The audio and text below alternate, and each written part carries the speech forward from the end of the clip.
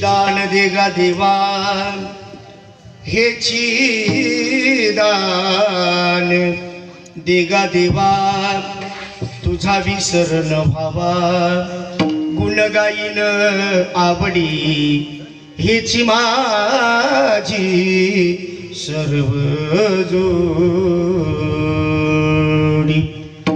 ललगे मुक्ती धन संपदा संत संग देई सदा गुण गाईन आवडी हेची माझी सर्व जोडी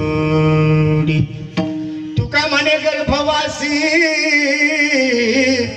सुखे घालावे आम्हासी गुण गाईन आवडी हेची माझी सर्व जोडी येई वो येई रंगा येई वो येई वो येई रंगा येई वो येई वो येई रंगा येई वो येई वो येई रंगा येई वो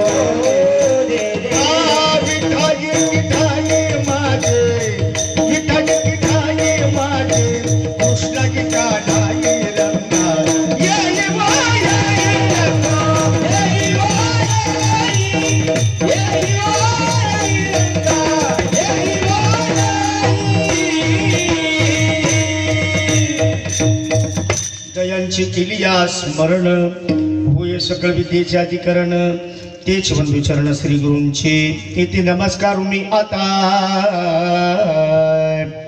नमो ज्ञानेश्वरा नमो ज्ञानेश्वरा नमो ज्ञानेश्वरा नमो ज्ञानेश्वरा निवृत्ती उदारा सोपान देवा निवृत्ती उदारा नमो ज्ञानेश्वरा नमो ज्ञानेश्वरा नमो ज्ञानेश्वरा नमो ज्ञानेश्वरा निवृत्ती उदारा सोपान देवा निवृत्ती उदारा सोपान देवा मुक्ताबाई नमो त्रिभुवन पावनी अष्टकली ज्ञानी देवाची मुक्ताबाई नमो त्रिभुवन पावनी अष्टकली देवाची नमो ज्ञानेश्वरा नमो ज्ञानेश्वरा नमो ज्ञानेश्वरा निवृत्ती उदारा सोपान देवा निवृत्ती उदारा सोपान देवा तुकाराम तुकाराम नाम घेता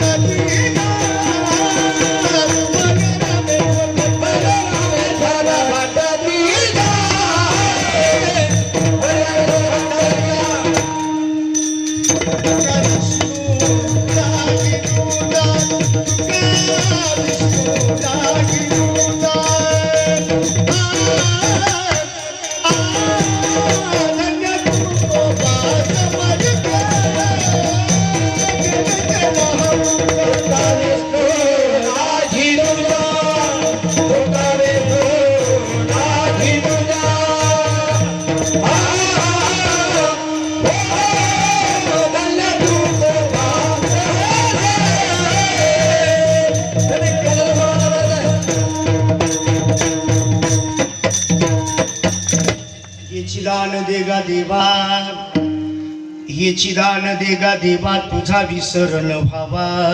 गुण गाईल आवडी हेची माझी सर्व जोडी.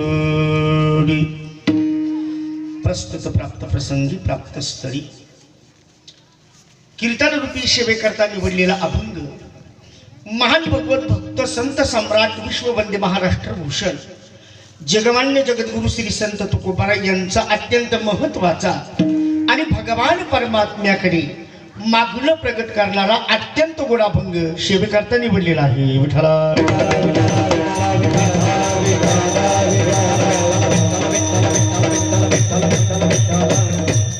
कार्यक्रमाला प्रारंभ करण्यापूर्वी थोडासा परिहार देणं अत्यंत महत्वाचं.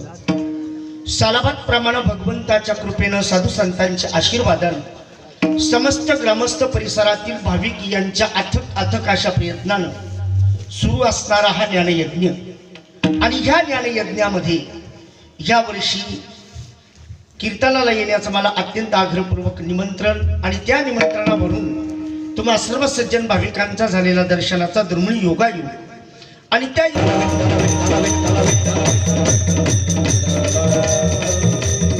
अभंग जगमान्य जगद्गुरु श्री संत तुकोबाराय यांचा अत्यंत महत्वाचा आणि बहुतेकांच्या परिचित असणारा भगवान परमात्म्याकडे मागणी प्रगट करणारा अत्यंत गोड अभंग सेवेकरता निवडलेला आहे. विठ्ठला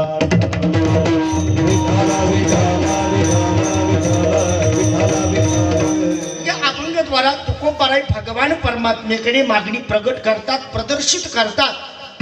पण ऐका, जगापेक्षा वेगळी, व्यवहारात विलक्षण पण परमार्थातलं अनुकूल मागणं तुकोबाराय या अभंगाद्वारा व्यक्त करतात. विठ्ठला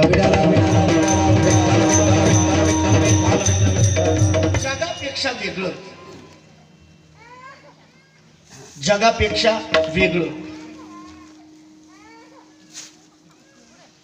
प्रपंचात विलक्षण वाटावं असं पण परमार्थातलं अनुकूल मागणं तुकोबाराय या अभंगाद्वारा करतात. विठ्ठला कारण संतांचं जीवन हे अलौकिक जीवन आहे.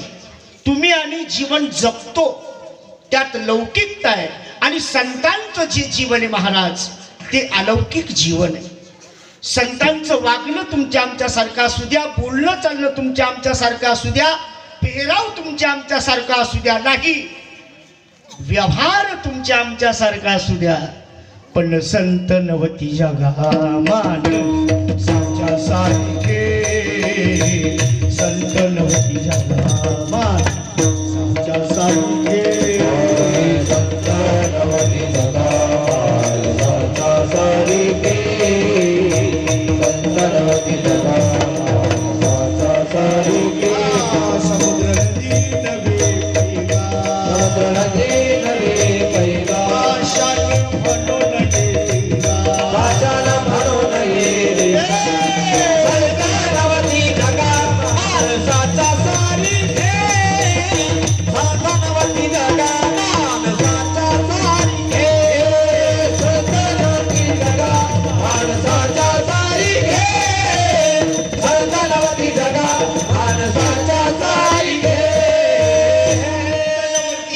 माणसाच्या सारिके. कारण संतांचं जीवन हे अलौकिक जीवन आहे. तुम्ही आणि जीवन जगतो त्यात लौकिकता आहे. संतांचा परमार्थ हा अलौकिक आहे.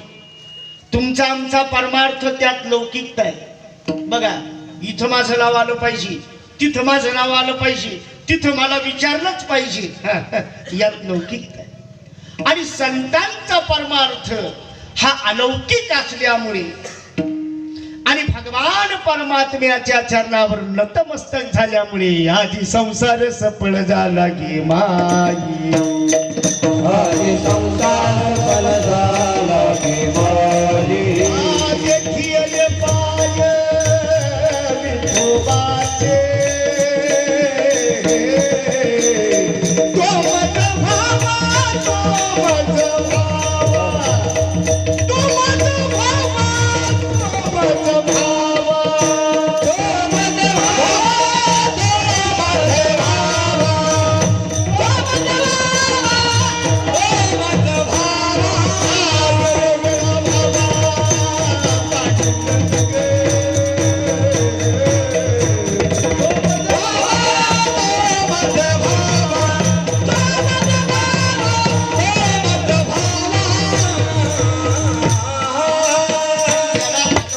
परमार्थाचं उदाहरण. तुम्ही आणि परमार्थ करतो त्यात लौकिकता आहे. आणि महाराज, परमार्थात लौकिकता आली की परमार्थातला अनुभव लोकांना येत नाही. बघा, परमार्थात आपल्या परमार्थामध्ये लौकिक आला की त्याला परमार्थाचा अनुभव येत नाही. येत नाही, आला नाही, येणार नाही. आणि इथून पुढे स्वप्नात सुद्धा पाहायचं नाही. कोणी?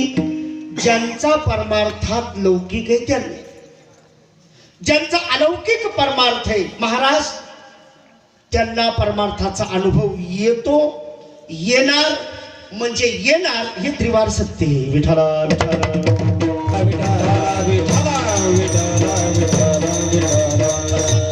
जीवन हे अलौकिक जीवन आहे. संत समाजामध्ये वावरत असताना मी ज्ञानी नाही, मी महान नाही, मी थोर नाही, या आविर्भात संत जगले. आणि ह्याच आविर्भात संत जगल्यामुळे त्यांच्या समकालीन लोकांना त्यांची योग्यता कळाली नाही. विठ्ठला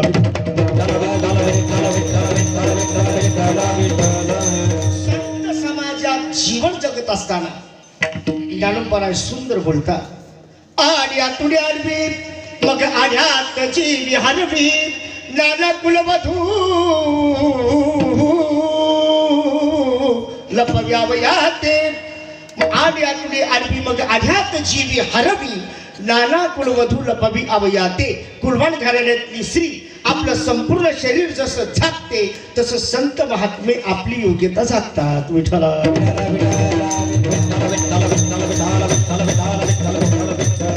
संतांचं जीवन आहे. मग महाराज, या अभंगाद्वारा तुम्ही भगवान परमात्म्याकडे मागणी प्रगट करतात, प्रदर्शित करतात. इथपर्यंत आम्हाला मान्य. पण तुमचंच म्हणणं आहे, हात पसरू जिने धिगत्याचे, ज्याच्यावरती हात पसरण्याची वेळ आली त्याच्या जीवनाचा जर तुम्ही धिक्कार करता, मग या अभंगाद्वारा मागणी प्रगट का करतात? विठ्ठला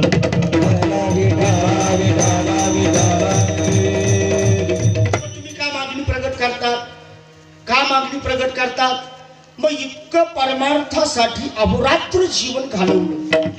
मग भगवंताचा आग्रह तुकोबारायांना आहे. मग त्या आग्रहाला मान देण्याकरता तुकोबाराय मागणी मागतात. विठ्ठला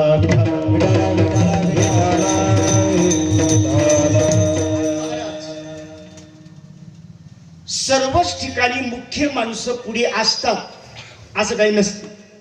बघा, मंदिराच्या पायापासून तर कळसापर्यंत रात्रंदिवस ज्यांनी पाणी मारलं ते मूर्ती स्थापनेला सगळ्यांच्या पुढेच राहत असं काही नाही. ते कोणत्या कोपऱ्यात राहतो त्याचा तपास नाही कोणाचा. ज्यांनी पायापासून तर कळसापर्यंत अहोरात्र पाणी मारलं ते मूर्ती स्थापनेला भेटत सुद्धा नाही. भेटत नाही म्हणण्यापेक्षा बाकीचेच पुढे येऊन देत नाही. बाकीचे त्याला पुढे येऊन देत नाही. तसं तुकोबारायांनी मागणं केलं, पण भगवंताचा आग्रह रामायणातला सुंदर प्रसंग आहे बघा. हनुमंतरायानं नवरत्नाचा हार स्वीकारला. ऐका, नवरत्नाचा हार स्वीकारला, पण तो कुणी दिला? आपण काय देतो, ऐका बरं का, आपण काय देतो याच्यापेक्षा देणारा कोण आहे हे खूप महत्वाचं आहे. विठ्ठला काय देतो याच्यापेक्षा देणारा कोण आहे हे खूप अवलंबून आहे याच्यावर. अकोल्यात मुख्यमंत्र्याची सभा झाली, काय नाही बुवा, एका माणसाला मुख्यमंत्र्यांनी नेपकिन दिला. काय दिला? काय किंमत आहे का याची? नेपकिन दिला. 6 महिने त्यांनी सांभाळला, प्रत्येकाला दाखवायचा. अकोल्या सभा झाली ना, यावर काय किंमत आहे का याची? पण कुणी दिला हे महत्वाचं आहे. विठ्ठला विठ्ठला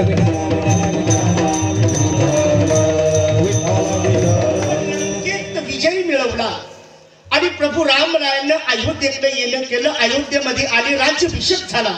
आणि या युद्ध प्रसंगामध्ये, संकट काळामध्ये ज्यांनी ज्यांनी मदत केली आहे का नाही, ज्यांचं मोलाचं सहकार्य लाभलं, त्या सर्वांना बक्षीस वितरण समारंभ सुरू झाला. सगळ्यांना बक्षीस. पण महाराज, दास्यत्व म्हणजे काय आणि सेवा म्हटल्यानंतर पहिलं नाव रामायणात हनुमानजीचं येतं. विठ्ठल. आणि ब्रह्मांडाचा मालक प्रभू राम हनुमानजीकडे बघतो आणि बघितल्यानंतर शर्मेनं ब्रह्मांडाच्या मालकाला मान खाली घालावी लागती की काय द्यावी यासी व्हावी उत्तराई. याला काय देऊ म्हणजे याच्या उपकारातून मी मुक्त होईल. सर्वांना बक्षीस दिलं, पण हनुमंतरायाला बक्षीस दिलंच नाही. मग सीतामाई आल्या का हो, बाकीच्यांनी थोडं थोडं काम केलं, त्यांना लागलं तेवढं बक्षीस दिलं, पण रामायणात ज्यांना मुख्य काम केलं त्याला काहीच दिलं नाही, काहीच दिलं नाही. प्रभू रामरायाने सांगितले, बघ त्याला काय देऊ आणि त्याला काय द्यावं अशी वस्तूच माझ्याकडे नाही. सीतामाई म्हटल्या, नका देऊ, तुम्हाला नाही द्यायचं ना, नका देऊ, मी देते. मग नवरत्नाचा हार काढला, हनुमानजीकडे दिला. मग तो नवरत्नाचा हार म्हणून नाही स्वीकारला, आई साहेबानं दिला म्हणून तो स्वीकारला. विठ्ठला.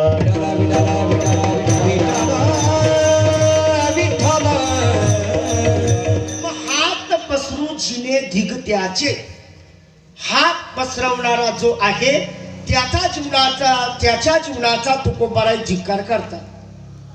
भिक्षा पात्रे अवलंबने आणि जळो जिनेला जिरवाने, मग असं तुकोबाराय म्हणतात. मग या अभंगद्वारा साहजिकच जाणकार लोकांना प्रश्न पडतो की तुकोबारायांनी कसं मागितलं, कसं मागितलं, कसं मागितलं. उलट तुकोबाराय दरडावून सांगतात, काही मागणी हे आम्हा अनुचित, वडिलाचे रीत जाणत असे,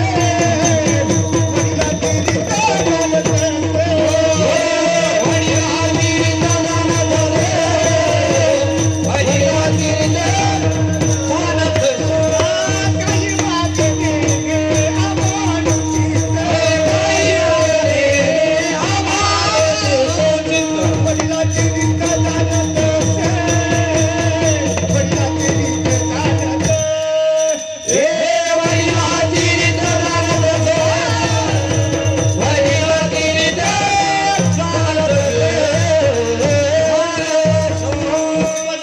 भक्ती करायची पण देवाकडे काही मागायचं नाही, ही आमच्या वाडवडिलांची रीत आहे. बरं, वाडवडिलांची तुकोबाराय तुमची जर रीत आहे ना, तर या अभंगाद्वारा तुम्ही दान शब्द वापरला, दान.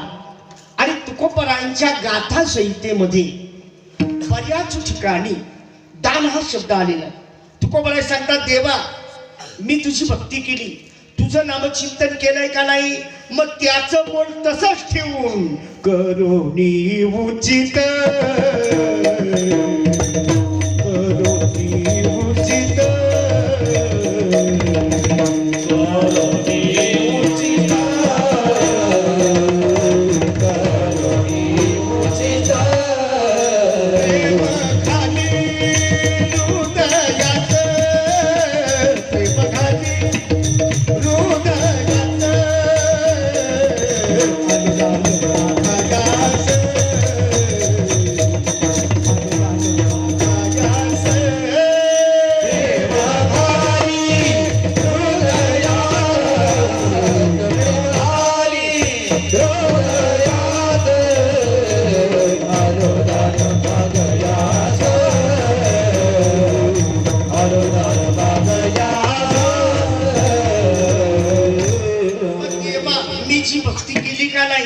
त्याचं मोल तसंच ठेव आणि करोनी उचित पण प्रेम घाली हृदयात. देवा हे प्रेम माझ्या हृदयात घाल हे मी दान मागतो.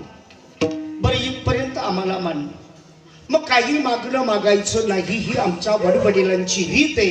आणि त्या वाडवडिलांच्या यादीमध्ये तुकोबाराय पहिल्या क्रमांकाचं नाव प्रल्हादजीचं टाकतात. विठ्ठल विठ्ठल विठ्ठला विठ्ठला विठ्ठला विठ्ठला विठ्ठला विठ्ठला. मग प्रल्हादजीचा जन्म झाला. प्रल्हादजीचा जन्म झाला पण कुणाच्या कुळात झाला? ज्याच्या बापाची आचारसंहिता होती की नाव घेऊन येते देवाचे आणि हे फिरत हिरण्यकश्यपूची. देवाचं नाव कोणी घ्यायचं नाही आणि जो कोणी घेईल त्याचा शिरछेद करण्यात येईल अशी ज्याची राज्यात आचारसंहिता होती त्याच्याच पोटी भक्त प्रल्हाद जन्माला आला. विठ्ठला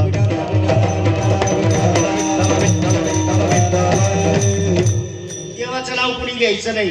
जो कोणी घेणार त्याचा शिरछेद करण्यात येणार अशी ज्याची आचारसंहिता होती त्याच्याच पोटी भक्त प्रल्हाद जन्माला आला. आणि महाराज संसाराचं हे एक सुंदर प्रकारचं चक्र आहे बघा. संसाराचं हे एक चक्र आहे बघा. ज्याचा बाप बडीसोप खात नाही, सुपारी खात नाही, तंबाखू खात नाही, बिडीचं व्यसन नाही, कुठल्याही प्रकारचं ज्या बापाला व्यसन नाही अशा बापाच्या पोटी 90% पोर असे जन्माला येतात का ते जगातलं काही खायचंच ठेवत नाही. हे निसर्गाचं चक्र आहे. जो सतत व्यसन करतो त्याच्या पोटी 90% मुलं निर्व्यसनी जन्माला येतात. विठ्ठला विठ्ठला विठ्ठला विठ्ठला. हिरण्यकश्यपूचं बघा देवाचं नाव घ्यायचं नाही. जो कोणी घेणार त्याचा शिरछेद करण्यात येणार त्याच्या पोटी भक्त प्रल्हाद जन्माला आला.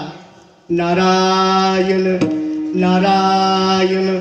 बापाने मुलाला समजावलं बाळा देवाचं नाव घ्यायचं नाही. अरे आपल्याच राज्यात मी आचारसंहिता काढली देवाचं नाव कोणी घ्यायचं नाही आणि जो कोणी घेणार त्याचा शिरछेद करण्यात येणार.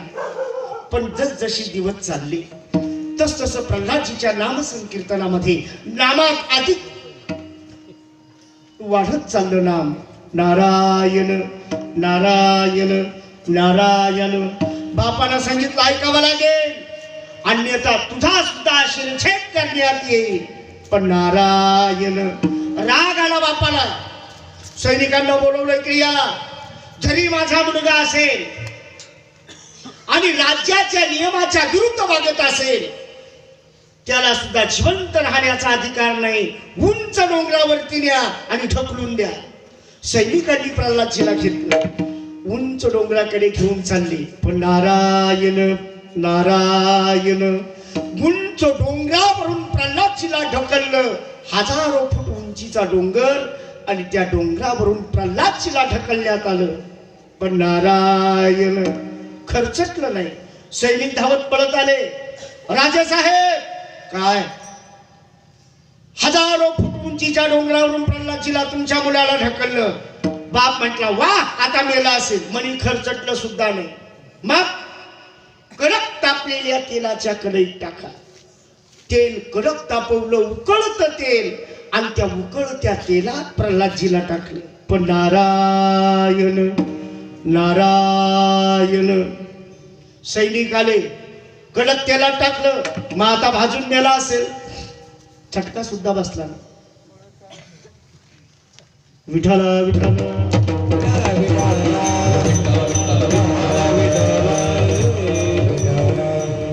मग आदेशाला जहाल विष पाजा. जहाल विष पाजलं तरी सुद्धा काही इजा झाली नाही. नारायण. बाप वैतागला आता कसा मारायचा. शेवटचा प्रयोग केला. सांगितलं हत्तीच्या पायाला बांधा आणि नगरात प्रदक्षिणा मारा. हत्तीच्या पायाला बांधलं. संपूर्ण नगरात नगर प्रदक्षिणा केली.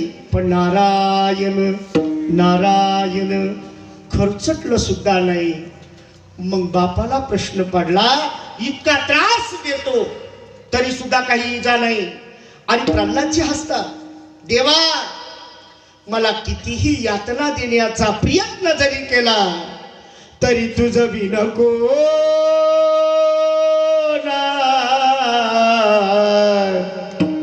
शरण जाऊ नारायणा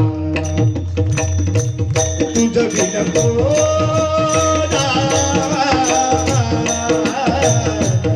शरण जाऊ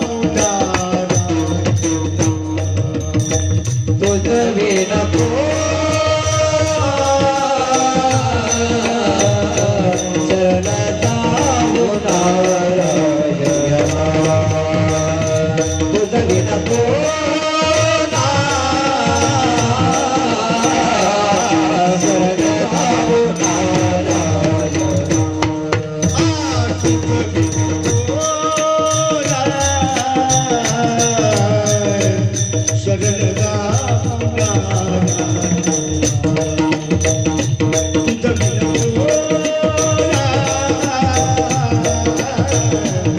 शरण जाऊ नारायणा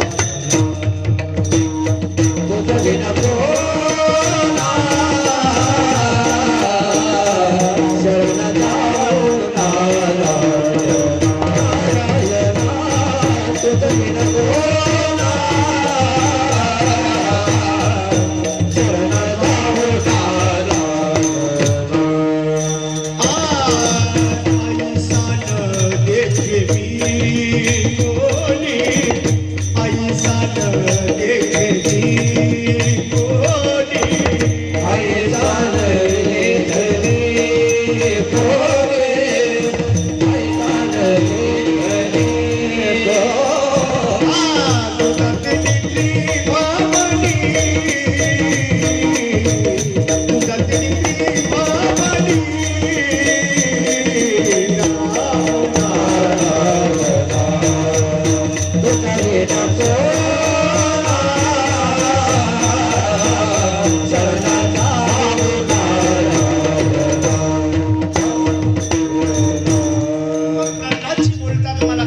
यातना दिल्या तरी तुझं विन कोणा शरण जाऊ नारायणा. बापाला प्रश्न पडला याला करायचंच काय, बापाला प्रश्न पडला याला करायचंच काय. आणि महाराज प्रश्न पडणं स्वाभाविक आहे. साधा आपण सायकलवरून जरी पडलो दात पडतात, कोणाचे हात मोडतात, कोण खुब्यातून जाते. अहो याला हजारो फूट उंचीच्या डोंगरावरून ढकललं तरी इजा झाली नाही. बापाला प्रश्न पडलाय का नाही. गप्पा मारता मारता बिडीचा चटका जरी माणसाला बसला तरी 15 मिनिटं रामराम करतो. याला कडक तापलेल्या तेलाच्या कढईत टाकले. प्रश्न पडणं स्वाभाविक आहे का नाही. आपण शेतकरी माणसं आहे. शेताची पिकाची फवारणी केली, भूक लागली, घाई घरी आलो, फवाऱ्याचे हात स्वच्छ नाही धुतले, गडबडीत असे कसे तरीच धुतले. जेवायला बसलो तरी आपल्याला मळमळल्यासारखं होतं, उलट्या करतो आपण. आणि मला सांगा जहाल विष पाजलं आणि महाराज विष पिणं सोपं आहे का. मला सांगा विष पिणं सोपं आहे का. जे जे पेले असतील तुम्ही त्यांना भेटा, ते तुम्हाला सांगतील विषयाचा प्रयोग काय. विष पिणं सोपं काम नाही. आमचा एक मित्र आहे महाराज, त्याचं मात्र सारखंच प्यायचं.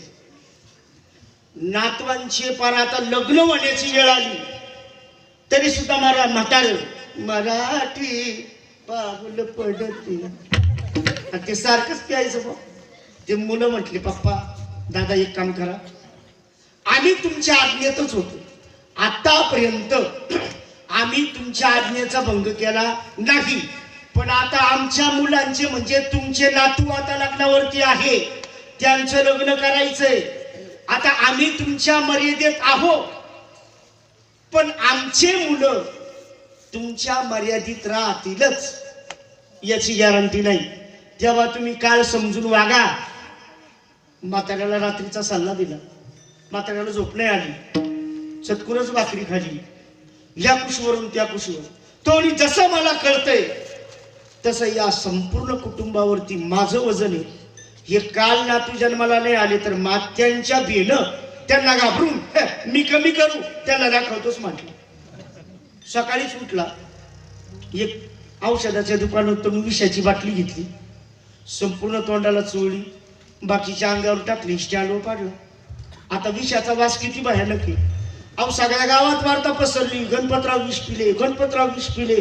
त्याचे पोरं धावत पळत गेले, ते विषाचा वास घेतला, मुलांना एकदम कापारा सुटला.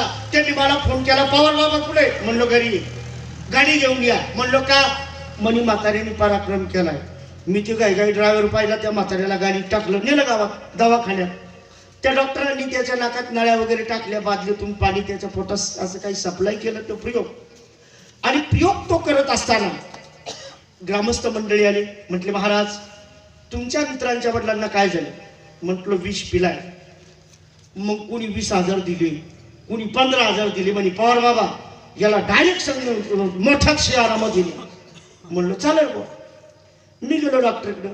म्हणलं डॉक्टर साहेब काय म्हणताय पेशंट? म्हणे पवार बाबा विषाचा एक थेंब सुद्धा याच्या पोटात गेला नाही, कारण मी लहानपणापासून याला पाहतोय. हा अख्ख्या गावाला वीस पाहिजे, हा प्यायचा नाही. मी म्हणलो तुमचं खरंच आहे. मग मी आलो बा त्या गावातल्या पुढाऱ्यांकडे. म्हटलं बघा डॉक्टरचं मत आहे तो काय विष पिला नाही, फक्त त्याने आपल्या तोंडाला चोळलंय, मग आपलं इथंच ठेवू. ते गावातले पुढारी मोठे हुशार, ते म्हणे शहरात जाऊ द्या, ते थंडी तापाचे डॉक्टर आहे, त्याला मोठा आजार कळत नाही. बरं आता ते नाही म्हटल्यावर मला नेणंच आहे ना. डॉक्टरला म्हणलं जाऊ द्या, आता ते नाही ऐकत, नेतं त्याला. गाडीत टाकलं, निघाली गाडी. घाटात गाडी आली आणि ते उठून बसलं पेशंट. मला म्हणलं पवार बाबा देवाची शपथ, आईची शपथ, सगळ्या देवांची शपथ, मी विष पिलोच नाही. मुलांना घाबरवण्याकरता मी हा प्रयोग केलाय. गाडी घरी घ्या. म्हणलं अख्ख्या गावासमोर तुम्हाला आणले. उद्या कमी जास्त झालं म्हणजे पवार बाबा बरं एक तर मला अपवाद या देव प्रसन्न नाही. काय काही अपवाद येतो, गावातला येतो, घरातला येतो, पाहुण्या रावळ्यांचा येतो. मी तिथं नसताना का जाईना, पण माझं नाव पहिलं रेकॉर्डला आहे, त्याच काम असं. आणि मी तिथं राहत सुद्धा नाही. तेव्हा म्हटलं भाऊ मला अपवाद या देव प्रसन्न नाही, तुझं काय म्हणलं तू डॉक्टरला सांग. नेलं बा त्याला दवाखान्यात, स्ट्रेचर वगैरे आणलं. त्याला अर्जंट नेला. डॉक्टरला म्हणलो त्याचं काय म्हणणं आहे तुम्ही ऐका. डॉक्टर म्हणे तुम्ही सांगा. नाही म्हणलो तुम्ही त्याच्या तोंडून ऐका आणि मोबाईल मध्ये घ्या, म्हणजे उद्या म्हणाले लोक हा नेला म्हणून मी आहे का नाही. डॉक्टर म्हणे तुम्हीच सांगा. म्हणलं डॉक्टर साहेब माझं मत नाही, पेशंटचं असं मत आहे की घरच्यांना घाबरवण्याकरता मी फक्त तोंडाला विष लावलं, पिलो नाही. डॉक्टर माझ्या पावलं 2 पुढं होता. डॉक्टर म्हणे महाराज कोणताही चोर म्हणतो का मी चोरी केली? म्हणलो नाही, कदाचित हा पिला असेल आणि उपचारासाठी नाही म्हणत असेल. तुमचं मत काय? म्हणलं आयुष्य मध्ये जाऊ द्या, मी कशा लोड घेऊ. नेलं त्याला आयुष्य मध्ये. आणि 10 वर्षापूर्वी महाराज तुम्ही कोणत्याही पेशंटला भेटायला गेले असतील, 10-12 वर्षापूर्वी ती डॉक्टरांची नवीन स्कीम होती. हातपाय बांधायचे, पेशंट ऍडमिट करायचे. ही पाहुणे मंडळी यायची, त्याचे हातपाय बांधले, बटाबटा पाहायचा. आणि मग ते पाहुणे म्हणले, ते गावातलं डॉक्टर म्हणत होतं तेच खरे, कशाचं विष पिलंय काय डॉक्टर लोकांचं. ते ऐकलं एका नर्सनी, माझ्यासमोर सत्य गाठलंय. तिने त्या डॉक्टरला जाऊन सांगितलं काय महाराज त्यांच्याकडे इंजेक्शन असतं काही नाही. 3ऱ्या दिवशी त्याला जे पॉवरफुल इंजेक्शन दिलं, 4थ्या दिवशी पेशंट या असं. मग नातेवाईक म्हणायचे आत्ताशीच भिनायला लागलंय, म्हणलं 4 दिवसांनी. आणि मग ते इंजेक्शनचा पॉवर का नाही 3 दिवसांनी उतरला. आणि मग ते म्हणायला लागलं बा पवार बाबा मला इथून सोडा. डॉक्टरला म्हणलो पेशंट नेऊ का? ते म्हणे अजून 2 दिवसाची ट्रीटमेंट बाकी आहे. त्याला म्हणलो थांब. 2 दिवसांनी सोडायला गेलो, असं रडायला लागलं. म्हणे पवार बाबा न विष पिता जर मला एवढा त्रास येतो, पिन त्याचं काय? म्हणलं हा अनुभव तू घे. विठाला विठाला विठाला हरी विठाला. मग विष पिणं अवघड आहे. मग जहान विष प्रल्हादाला पाजलं तरी इजा झाली नाही. हातीच्या पायाला बांधलं, नगरात प्रदक्षिणा मारल्या तरी इजा होत नाही. मग बाप विचारतो अरे मी तुला इतक्या यातना दिल्या, तुला वाचवतो कोण? मुलानं उत्तर दिलं मला यातना देण्याकरता जो तुम्हाला बुद्धी देतो तोच मला वाचवतो. मग ते बाप म्हटला कुठे? प्रल्हादजी बोलतात तो कुठे नाही अशी जागा मला दाखवा, आहे हे मी सिद्ध करून दाखवतो. राग आला म्हणे खांबात सुद्धा आहे. मग खांबावरी लात मारे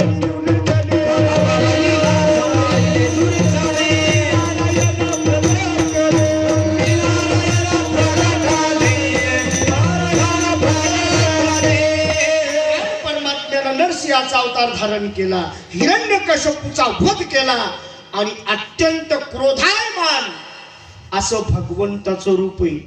सर्व देवांना प्रश्न पडला, आता हिरण्यकश्यपूचा वध झाला पण देवाला शांत करायचं कसं? कारण एकदम लालबुंद डोळे, अत्यंत क्रोधायमान रूप. आणि तेवढ्यात लक्ष्मी आई साहेब आल्या. ब्रह्मदेव म्हटले एक काम करा, तुमच्या त्यांना शांत करा. लक्ष्मी आई साहेब गेल्या.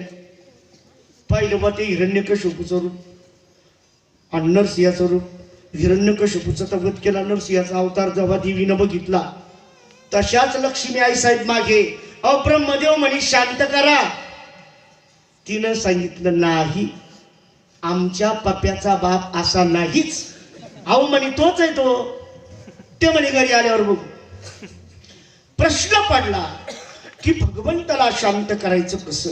सर्व संपूर्ण देवाने एकच विचार केला, तुम्ही आम्ही जाण्यापेक्षा ज्याच्यासाठी तो आलाय प्रल्हादासाठी, मग प्रल्हादालाच पाठवा शांत करायला. सर्व देव विनंती करतात, प्रल्हादा जा बाबा भगवंताला शांत कर. प्रल्हादजी म्हटले हरकत नाही. आता मला सांगा, वाघिणीच्या पिलांना तिची भीती आहे का? बाकीच्या प्राण्यांना वाघिणीची भीती आहे, तिच्या मुलांना भीती आहे का? अहो कोण कान ओढते, कोण नाक ओढते, कोण अंगावून उड्या मारतोय. तसं प्रल्हादजीला सांगितलं देवाला शांत करा. प्रल्हादजी म्हटले हरकत नाही. नारायण नारायण. अगोदरच याला भक्ताचं वेड. प्रल्हादजीला बघितलं, भगवान परमात्म्याने प्रल्हादाला उचललं, खांद्यावरती घेतलं आणि प्रेमानं मुख कमल चाटू लागले, हात कुरवाळून त्याला असं सोडू लागले. आणि मग भगवान परमात्मा बोलतो, प्रल्हादा अरे माझ्या भक्ती करता, माझ्या नामचिंतना करता किती यातना भोगाव्या लागल्या, मी तुझ्यावर प्रसन्न आहे, काय पाहिजे ते माग.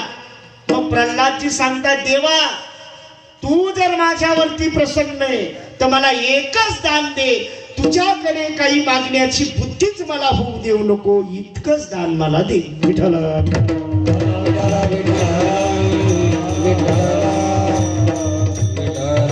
मग ही आमच्या वाडवडिलांची रीत. देवाकडे काही मागायचं नाही. आता भगवंताचा आग्रह तुकोबारायांना म्हणून तुकोबारायांनी मागितलं. मुळात आपल्याला देव प्रसन्न होत नाहीच. आणि जरी प्रसन्न नाही झाला तरी देवाकडे आपलं एकच असतंय, वाढावे संतान गृही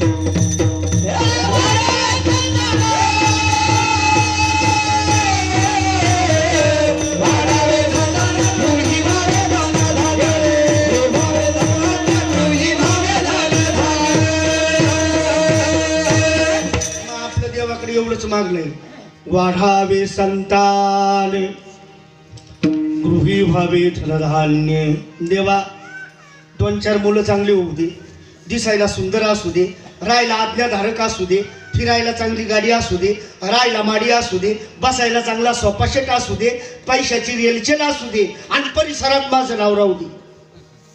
याच्यापेक्षा काही मागणं आहे का आपलं इतकंच मागणं.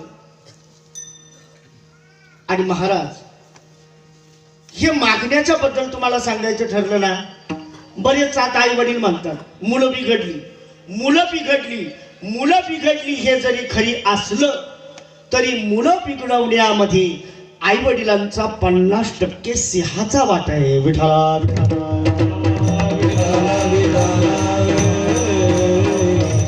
प्रत्येक जण काय पोरं बिघडले मुलं बिघडलेच.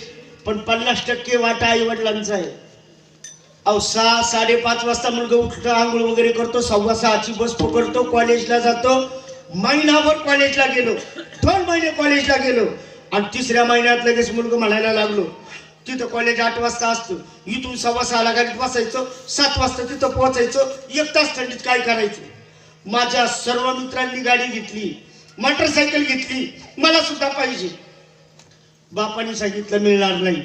मुलगा म्हटलं मी शाळेत जात नाही. बाप म्हणे जाऊ नको. 2 दिवस मुलगा शाळेत गेलं नाही. आई विचारती बाळा काय झालं. आई माझ्या सर्व मित्रांकडे गाडी आहे, मलाच गाडी नाही. मग आई बापाला म्हणती अहो देऊन टाका ना. नाही तरी आपण गेल्यावर तर त्याच आहे ना, मग आपल्या समोरच खर्च. दिली गाडी. त्या गाडीवर बसण्याची क्षमता दोघांची. 3-3, 4-4 जण बसतात. आणि नंतर 3 महिन्यांनी परत म्हणलं मला स्क्रीन टच मोबाईल पाहिजे. तेव्हा आईनं पैसे दिले, त्याला मोबाईल घेऊन दिला. आणि तो स्क्रीन टच मोबाईल, त्याच्यात एक व्हॉट्सअप आहे बघा. व्हॉट्सअप त्याचं नाव किती भारी आहे. काय नाव आहे त्याचं. व्हॉट्सअप म्हणजे डोक्यातली चांगली वाट साफ करतो. त्याचं नाव काय. सतत मुलं व्हॉट्सअपवर असतात. ते कानात वायरी, हातात मोबाईल, पुढे काय चाललं कळत नाही, मागचा काय म्हणतो कळत नाही, आणि तो काय करतो तेही कळत नाही. मग जिथं मोबाईल आला, बसण्याची क्षमता 2 असतात आणि 4-4 जण बसतात. आणि एक दिवस नाही ते ऐकायला येत. याला कारण आई वडील आहे. विठाला विठाला विठाला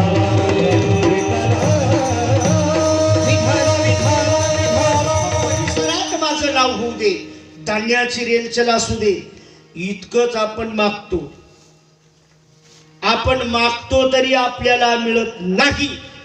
पण संत आपल्या विरुद्ध मागणी करतात.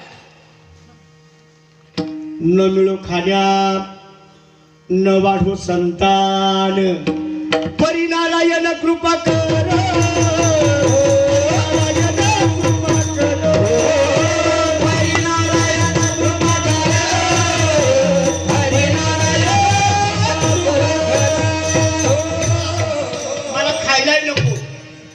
संतान सुद्धा नको, पण तुझी कृपा असावी हे मागणं संत करू शकतात. आणि मी तुम्हाला सांगून जाईल, परमार्थाच्या बाबतीत तुम्ही आम्ही परतंत्र आहे. परमार्थाच्या बाबतीत तुम्ही आम्ही परतंत्र आहे. प्रपंचाच्या बाबतीत स्वतंत्र आहे. प्रपंचाच्या बाबतीत आपण स्वतंत्र आहे, पण परमार्थात परतंत्र आहे. संत संसारात परतंत्र आहे, पण परमार्थात स्वतंत्र आहे. आणि संत परमार्थात स्वतंत्र असल्यामुळे सर्व सुकल्या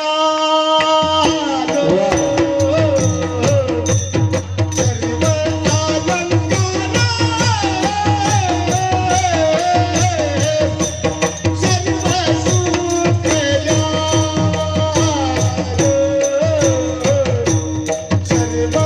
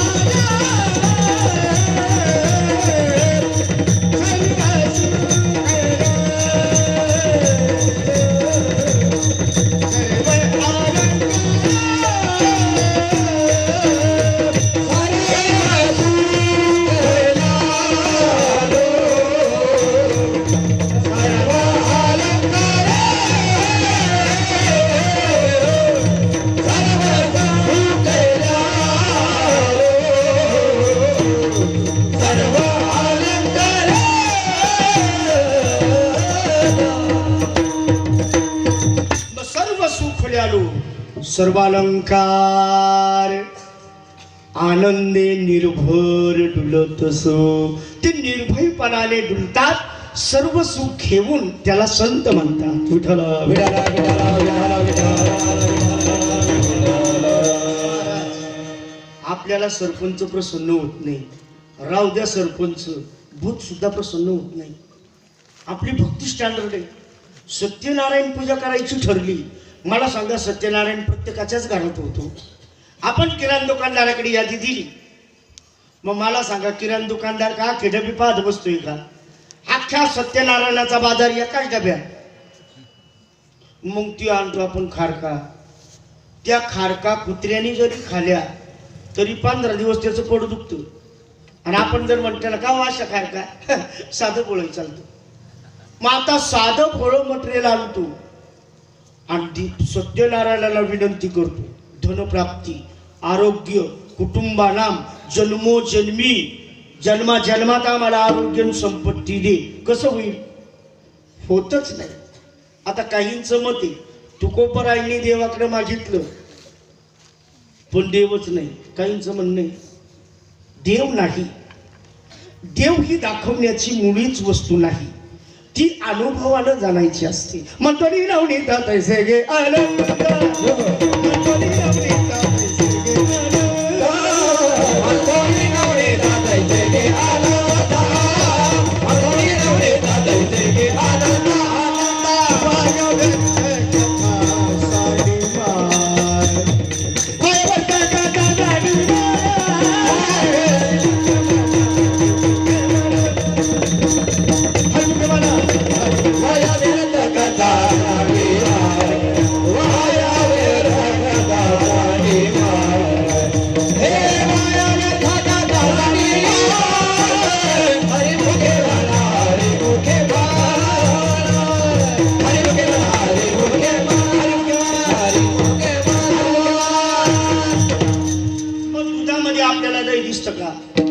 त्याच्यासाठी गुंजन टाकावं लागतं. बरं दही जरी तयार झालं तरी लोणी मिळतं का?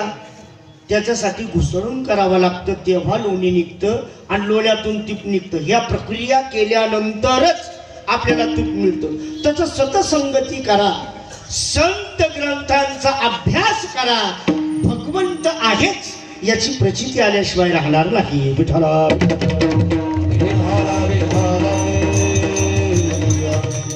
तुम्ही आम्ही आता एकमेकाला बघतोय, मी तुमच्याकडे पाहतो, तुम्ही माझ्याकडे पाहता. अहो ही त्याची सत्ता आहे ना. वृक्षाची या पाने हाले ज्याची सत्ता आणि राहिली हंता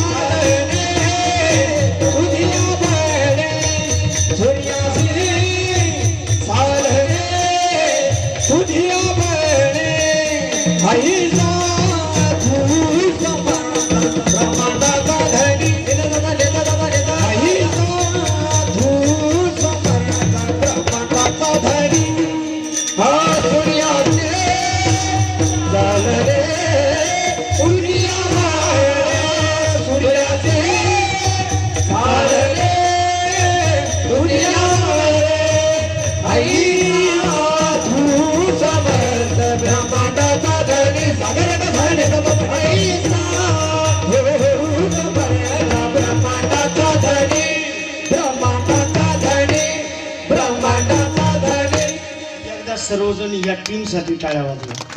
अतिशय सुंदर. आणि ज्या ठिकाणी ते शिक्षण घेतात ते यांच्यापेक्षा सुंदर म्हणून हे दिसतात आपल्याला. विठ्ठला विठ्ठला. सूर्य चालवणं हे त्याच्या हातात आहे. झाडाचं पान हलणं की न हलणं हे त्याच्या हातात आहे.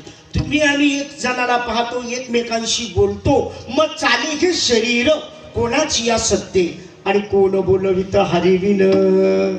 ही त्याची सत्ता आहे. मग महाराज, ही त्याची जरी सत्ता असली तरी सार्वभौम सत्ता त्याची काय?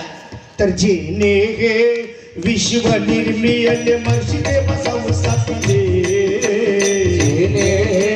विश्व निर्मिले मर्षिदे बसवसापिले, जेने हे विश्व निर्मियले मर्षिदे बसवसापिले, विश्व निर्मिले मर्षिदे बसवसापिले, स्वर्गाते धरिले सतमत आपलिया, सर्व सिद्धीचा दाता, सर्व सिद्धीचा दाता, सर्व सिद्धीचा दाता, सर्व सिद्धीचा दाता, सर्व सिद्धीचा दाता, सर्व सिद्धीचा दाता. मजले हे विश्व निर्मियले महर्षी देवा संस्थापिले, एकविस स्वर्गाते धरिले सत्ता मात्रे आपुलिया. हा सत्ताधीश असणारा परमार्थ, हा सत्ताधीश असणारा परमार्थिक मनुष्य कोण असेल तर तुकोबार आहे. सत्ताधीश भगवान परमात्म्याचं नित्य नेमानं परमार्थिक साधना आणि तुकोबारांनी सुरुवात केली. ती परमार्थिक साधना करता करता सावकारकी असताना सावकारकी गेली, महाजनकी असताना महाजनकी गेली, पण परमार्थाचा ध्यास अवरात्र तुकोबारांनी सोडला नाही. आणि एक दिवस सापडविले वाटे जाता गंगा स्नाना, आणि मस्तकी तो झाला ठेविला कर. बाबाजींना नाव सांगितलं आणि रामकृष्ण हरी या मंत्र दिला. रामकृष्ण हरी या मंत्रात इतकी ताकद आहे की तुकोबारायांच्या हातून अभंगाची निर्मिती व्हायला लागली. अडाणी बाया बापड्या सुद्धा ज्यांना भगवान परमात्म्याच्या अस्तित्वाची जाणीव झाली, आणि अडाणी बाया बापड्या सुद्धा चाले हे शरीर कोणाची असते, कोण बोलवित हरी बिन, भगवंताच्या अस्तित्वाची जाणीव झाली. आणि कालांतरानं तुकोबारांनी कीर्तन करायला प्रारंभ केला. तुकोबारांच्या कीर्तन सोहळ्याला हजारोंची गर्दी. मग नित्य नियमानं माझ्या तुकोबारांनी कीर्तनाला जावं आणि रात्री पुनश्य पायी पायी प्रवास करत देहू गावात पोहोचावं, हा नित्याचा नियम. आणि लोणावळ्याला तुकोबारांचं कीर्तन झालं आणि लोणावळ्यातून तुकोबाराय पायपीट करत निघाले. दररोजचा नियम की देहू गावात आले, घराच्या जवळ आले की दरवाजाला थाप मारायची, आवाज द्यायचा आणि आतून आवाज यायचा कोण? मम्मी म्हटल्यानंतर आई साहेब दरवाजा उघडायचे. मग लोणावळ्यामधून कीर्तनातून आले, पहाटेची वेळ, नित्य नेमाप्रमाणे तुकोबारायांनी दरवाजावरती थाप मारली आणि मारल्याच्या बरोबर दरवाजा उघडला गेला आणि आई साहेब भिंतीला टेकून बसलेल्या, निराश चेहरा. मग तुकोबाराय विचारता झोपली नाही? कशी झोपली, कशी झोपली? अहो सावकारकी असताना सावकारकी गेली, महाजनकी असताना महाजनकी गेली, प्रपंचाची राख रांगोळी झाली, तरी मी तुमच्या परमार्थाला विरोध केला नाही आणि तुमच्या परमार्थाला मी आजही विरोध करत नाही. तुम्ही परमार्थ जरूर करा, पण तुम्हाला बायका मुलं आहेत याचा थोडासा विचार करा.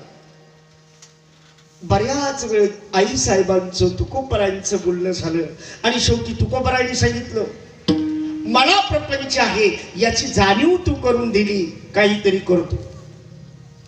सकाळी उठले, स्नान संध्या झाली, दिनक्रम उरकला आणि तुकोबाराय देहू गावात फिरू लागले.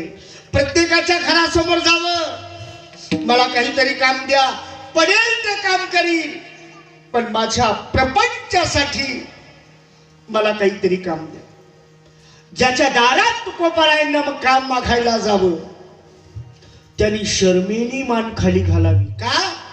अरे एकेकाळी सावकारकी महाजनकी गाजवलेल्या माणसाला काय काम द्यावं?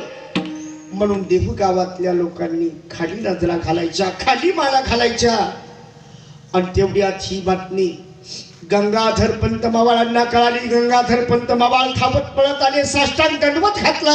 महाराजा कशा करता? गंगाधर पंत माझ्या करता नाही, माझ्या परिवाराकरता.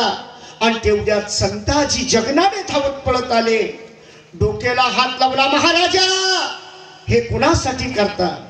माझ्या करता नाही, माझ्या प्रपंचा करता. मग गंगाधर पंत मवाळ बोलतात, तुकोबा तुमच्या प्रपंचासाठी जर तुम्ही काम मागत असेल तर हा गंगाधर पंत मवाळ शब्द देतो, जोपर्यंत माझ्या जीवात जीव आहे तोपर्यंत तुमची बायको आजपासून माझी बहीण आणि मुलं माझी भाचे. रक्ताचं पाणी करीन, हाडाची काना करीन, पण त्यांना अंतर देणार नाही. पण तुम्ही कुणाकडे काम मागू नका. तुकोबरायांनी सांगितलं, गंगाधर पंत माझ्या बायका मुलांचा सांभाळ तुम्ही करायचा आणि मी निस्ताच परमार्थ करायचा. हे माझ्या पारमार्थिक प्रक्रियेत बसत नाही. विठ्ठला विठ्ठला विठ्ठला विठ्ठला विठ्ठला. मग संपूर्ण ब्रह्ममंडळीच्या तुकोबरायांना देहू गावात परिसरातल्या ब्राह्मणांचा विरोध. पण महाजी पंत तुकोबरायांना मानणारे धावत पळत आले. तुकोबा काय करता? महाजी पंत काही नाही, माझ्या परिवाराकरता मला काहीतरी काम पाहिजे. आणि महाजी पंतांना माहिती होतं की तुकोबरायांनी घेतलेला निर्णय कधीच बदलत नाही. मग महाजी पंत म्हटले, तुकोबा प्रपंचाकरता तुम्हाला काम पाहिजे, पण देहू गावात काम मिळणार नाही. तुम्हाला कामच पाहिजे असेल, चला मुशीला. मग संताजी बा जगनाडे, गंगाधर पंत मवाळ, महाजी पंत आणि तुकोबा मोशीच्या दिशेने निघाले. देहूचं काही अंतर चालून गेले आणि मोशीचा पाटील घोड्यावरून येताना महाजी पंतानं बघितला. रस्त्याच्या सामोरे गेले आणि मोशीच्या पाटलाला महाजी पंतांना सप्रेम जे हरी केला. पाटील खाली उतरला, घोड्याच्या विचारतो, पंत आज कुठे? मोशीकडे. सांगितलं काय नाही, आमच्या तुकोबासाठी काम बघायला निघालो. माझ्या तुकोबाला शोभेल, जमेल असं काम पाहिजे. हे वाक्य ऐकल्याच्या बरोबर मुशीचा पाटील म्हणतो, मग पंत एक काम करा, आमच्या ज्वारीच्या राखण्यासाठी एका इमानदार माणसाची गरज आहे. हे वाक्य ऐकल्याच्या बरोबर महाजी पंताच्या डोळ्यातून अश्रुधारा वाहू लागल्या की भगवंता, अरे काय तुझी करणी, काय तुझी किमया. माझ्या महाराजांना जमल शोभल असं काम पाठवलं. मग महाजी पंत म्हणतात, पाटील गावात जाण्याची गरज नाही, ही व्यक्ती इमानदार. शेतावरती आले, 2.5 खंड्या धान्य होईल, ज्वारीचा अंदाज काढला. मग 1 खंडी तुकोबाला आणि 1.5 खंडी पाटलाला द्यायचं ठरलं. सुंदर प्रकारचा मंचा वगैरे बांधला, गोफण आणली, खडे वगैरे आणून ठेवली. आणि दुसऱ्या दिवसापासून माझ्या तुकोबरायांची ड्युटी सुरू झाली. गळ्यात विना, हातात छिपऱ्या आणि त्या मंचावर बसून रामकृष्ण हरी जय जय, रामकृष्ण हरी हरे राम कृष्ण हरी जय जय राम रामकृष्ण हरी जय जय, रामकृष्ण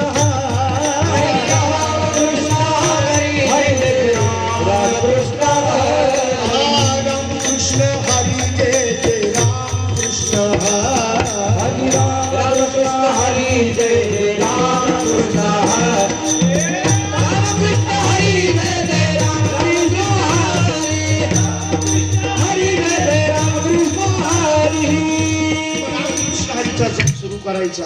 पाखरांनी यायचं, ज्वारीच्या ताटावरती बसायचं आणि अलगदपणे दाणे टिपायचे.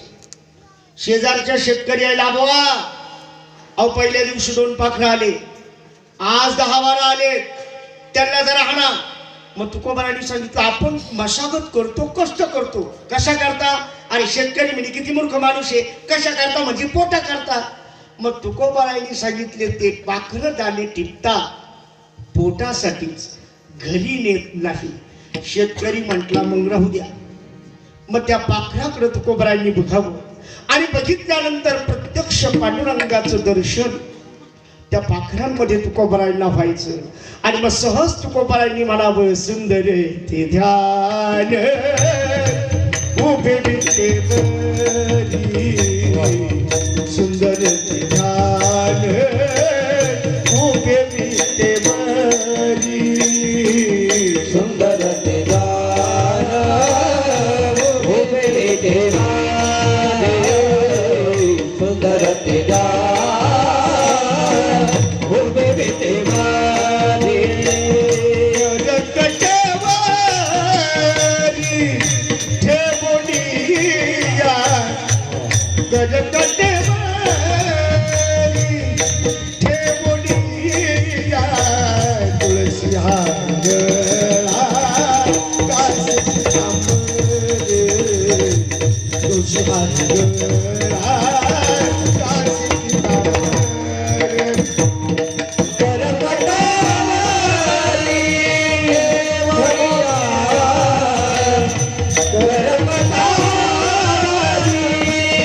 करकटावारी देवया, तुझी हरगळा कासे पितांबर, तुझी हरगळा कासे पितांबर. 10-12 पाखरांचे डबल, दुसऱ्या दिवशी डबल, आणि एक दिवस असा आला की एका ताटावरती 4-4 पाखरं आणि फक्त कणीस, दाण्याचा तपास नाही. शेजारच्या शेतकऱ्यानं बातमी पाटलाला दिली. सुंदर प्रकारचा राखणदार बघितला. पाटील म्हणे मग सर्वजण म्हटले होते इमानदार आहे. अहो म्हणे त्याने त्याच काही ठेवलं नाही, तुमचं काय ठेवणार. पाटील धावत पळत आलं आणि उर्वाच्य भाषेत तुकोबारायांना शिव्यागाळ करू लागलं. हजारो लोकांचा जनसमुदाय जमला. महाराज शांत. ही बातमी महाजी पंताला कळली. धावत पळत महाजी पंत आले आणि पाटलाच्या तोंडाला हात लावला. पाटील नाही ते माझ्या महाराजांबद्दल अपशब्द बोलू नका. समोरचं बघ, सांगितलं पिकाची कापणी करा, खळ लावा, धान्य काढा, जितकं कमी पडेल तितकं मी देईल, पण माझ्या महाराजांबद्दल अपशब्द बोलू नका. का तर महाजी पंतांना तुकोबारायांच्या भक्तीची ताकद माहिती होती, म्हणून तुकोबारायांची सोडवणूक केली. 5-6 दिवसात कापणी झाली. 10-12 दिवसात खळ लावलं. अख्खा परिसर जमा झाला. आता काय होणार, आता काय होणार. आणि गावातल्या कोतपाळा मार्फत तुकोबारायांना बोलवलं. तुकोबारायले खळ्यावरती बसले. एका कोपऱ्याला बसून रामकृष्ण हरी जय जय रामकृष्ण हरी हरे राम कृष्ण हरे जय जय राम कृष्ण, रामकृष्ण हरी जय जय रामकृष्ण हरे राम कृष्ण हरे जय जय राम कृष्ण. धान्य काढायला सुरुवात झाली. 1 खंडी, 2, 3, 4 खंड्या धान्य पडलं आणि पाटलाच्या शरीराचा थरकाप उडाला. डोळ्यातून अश्रुधारा वाहू लागल्या. संपूर्ण शरीर घामानं बोलत चिंबक झालं आणि साष्टांग दंडवत माझ्या तुकोबारायाच्या चरणावरती घातला. जणू डोळ्यातल्या पाण्यानं तुकोबारायांच्या पायाचा अभिषेक केला. इतक्या वेळात 7.5 खंड्या धान्य झालं. मग पाटील म्हणतो महाराजा माझी 1.5 खंडी मला द्या, हे 6 खंड्या धान्य तुमचं तुम्हाला न्या. तुकोबानं सांगितलं हे 6.5 तुमचं तुम्हाला न्या, माझं 1 द्या. दोघे ऐकायला तयार नाही. महाजी पंतांना मध्यस्थी केली. 1.5 खंडी धान्य पाटलाला दिलं, 1 खंडी तुकोबारायांना दिलं आणि उरलेल्या 5 खंड्या तुकोबारायांच्या पूर्वजांनी बांधलेल्या पांडुरंगाच्या मंदिराच्या जीर्णोद्धारासाठी द्यायचं ठरलं. सर्व लोक घरी निघून गेले. पण तुकोबाराय खळ्यावरती बसले. विचार करतात माझ्या पांडुरंग परमात्म्याला मी इतका का त्रास द्यावा, का त्रास द्यावा. म्हणून कित्येक वेळ तुकोबाराय त्या खळ्यावरती आणि भगवान परमात्म्यानं प्रगट व्हावं. आणि मग तुकोबा मी अजून तुमच्यावर प्रसन्न आहे, काय पाहिजे ते मागा. पण तेव्हा हेच तुला देण्याची गरज नव्हती. का दिलं, पण माझा आग्रह तुला मागावंच लागेल. मग भगवंताचा आग्रह झाला आणि मग तुकोबाराय मागणी मागता. हेची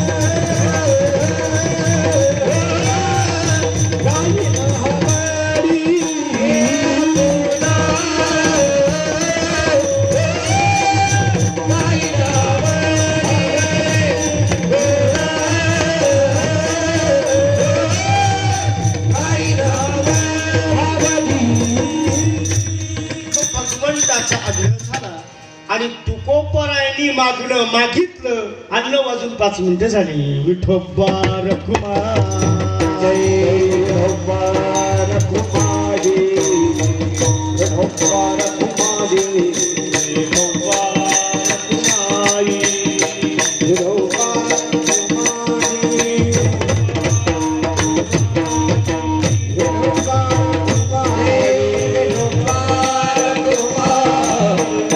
विठोबा रखुमाई विठोबा रखुमाई विठोबा रखुमाई जय जय जय जय विठोबा रखुमाई विठोबा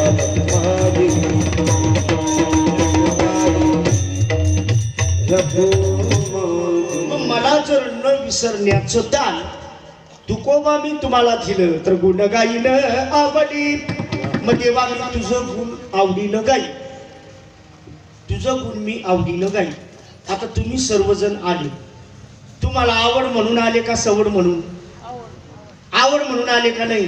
ज्याला आवडच नाही त्याला सवडच नाही. येता बरोबर आहे का नाही?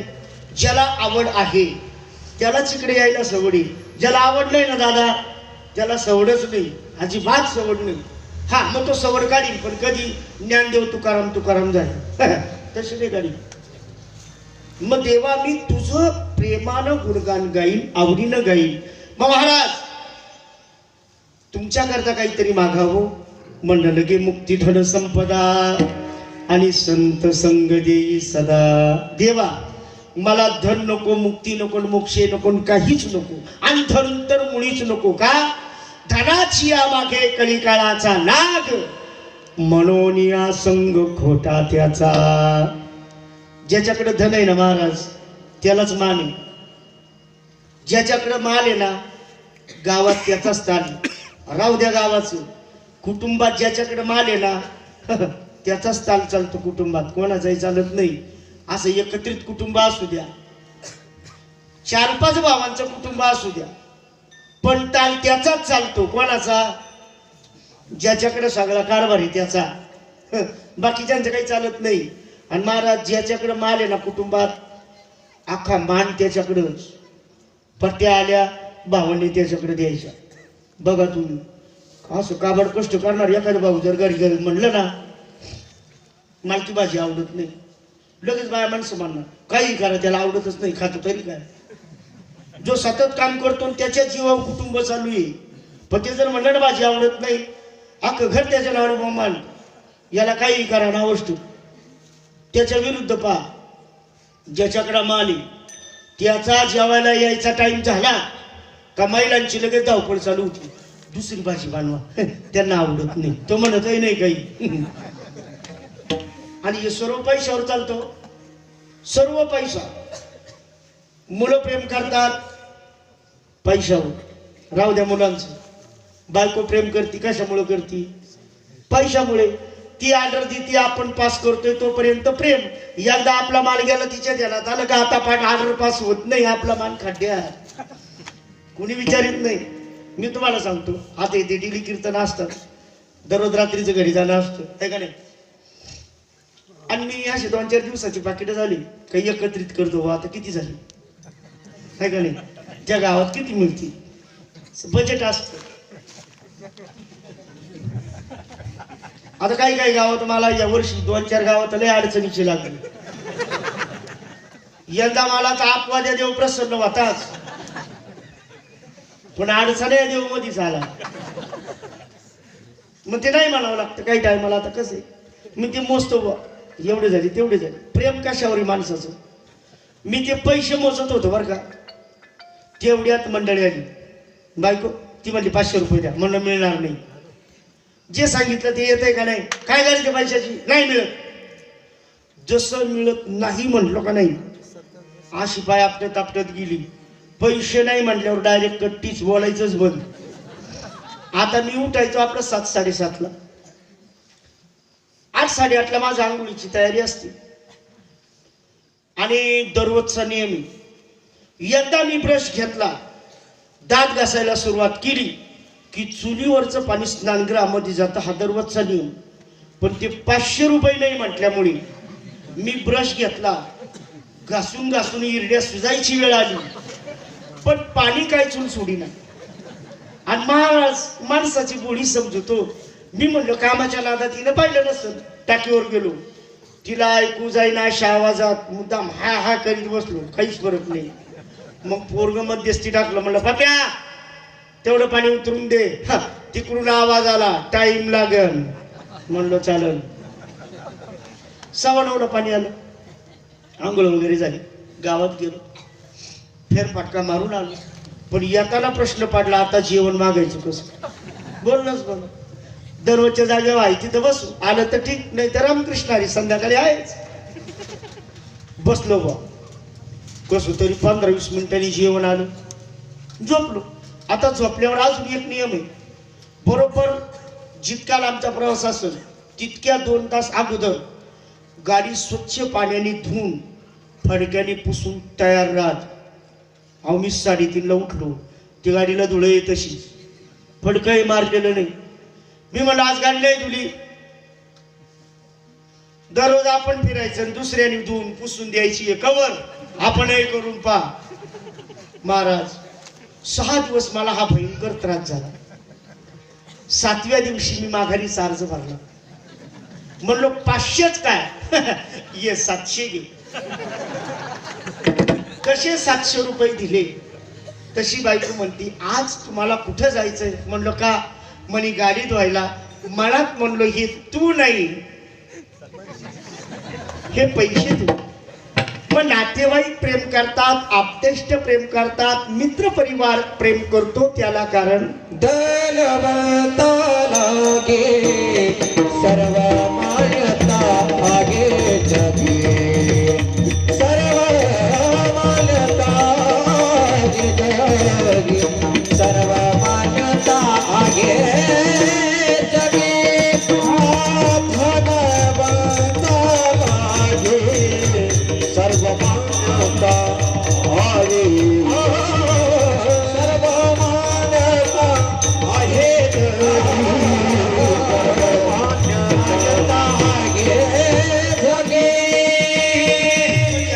धन आहे ना त्याला मान देतात. मग देवा मला धन नको, नलगे मुक्ती धन संपदा, आणि द्यायचं तुला तर संत संग देई सदा. तुका म्हणे गरीबवासी,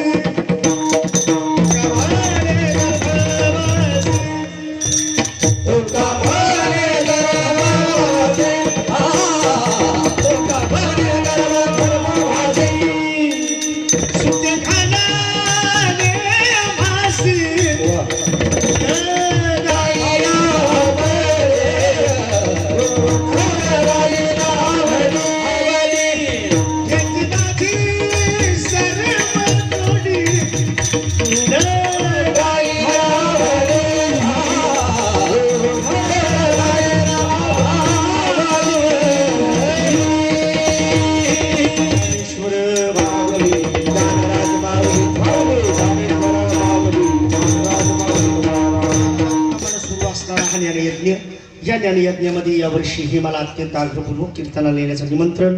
त्या निमंत्रणावरून तुम्हा सर्व सज्जन भाविकांचा दर्शनाचा दुर्मिळ योगायोग माझ्या पात्रामध्ये पडला. त्या निमित्तानं परिसरातील असणारे आमचे पांगरीचे आदरणीय डोंगरे दादा असतील, पिंपळगाव खाणीचे आमचे शेटे